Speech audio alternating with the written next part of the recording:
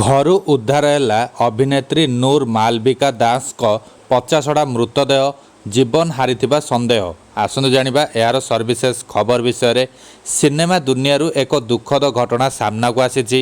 ଅଭିନେତ୍ରୀ କାଜଲଙ୍କ ସହିତ web series ଦ ଟ୍ରାଏଲ୍ରେ କାମ କରିସାରିଥିବା ଅଭିନେତ୍ରୀ ତଥା କତର ଏୟାରୱେଜ୍ର ପୂର୍ବତନ ଏୟାର ହଷ୍ଟେସ୍ ନୂର ମାଲବିକା ଦାସଙ୍କର ମୃତଦେହକୁ ପୋଲିସ ତାଙ୍କ ବାସଭବନରୁ ଉଦ୍ଧାର କରିଛି। ସୂଚନା ମୁତାବକ ପଡ଼ିଶା ଲୋକ ଅଭିନେତ୍ରୀ ନୂରଙ୍କ ଘରୁ ଦୁର୍ଗନ୍ଧ ବାହାରୁଥିବା ନେଇ ପୋଲିସକୁ ନିକଟରେ ଖବର ଦେଇଥିଲେ। ଏହାପରେ ପୋଲିସ ଜୁନ୍ 6 ତାରିଖରେ ନୂର ମାଲବିକାଙ୍କ ଘରେ ପହଞ୍ଚିଥିଲା। ଘର ଭିତରୁ ଯାଇ ନୂର ମାଲବିକାଙ୍କର ଅବସ୍ଥା ଦେଖି ପୋଲିସ ଆଶ୍ଚର୍ଯ୍ୟ ହୋଇଯାଇଥିଲା, କାରଣ ଶୋଇବା ଘର ପଙ୍ଖାରେ ନୂରଙ୍କ ପଚାସଢ଼ା ମୃତଦେହ ଝୁଲି ରହିଥିଲା।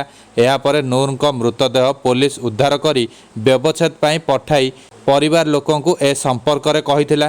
ଆଶ୍ଚର୍ଯ୍ୟର କଥା, ନୂରଙ୍କ ପରିବାର ଲୋକଙ୍କ ସହିତ ପୋଲିସର ଯୋଗାଯୋଗ ହୋଇଥିଲେ ହେଁ ଅଭିନେତ୍ରୀଙ୍କର ପରିବାରର କୌଣସି ସଦସ୍ୟ ଝିଅର ମୃତଦେହ ନେବାକୁ ଆସିନଥିଲେ। ଶେଷରେ ପୋଲିସ ନୂରଙ୍କ ବ୍ୟବଚ୍ଛେଦ ପରେ ଏକ NGO ସାହାଯ୍ୟରେ ଅନ୍ତିମ ସଂସ୍କାର କରିଦେଇଛି।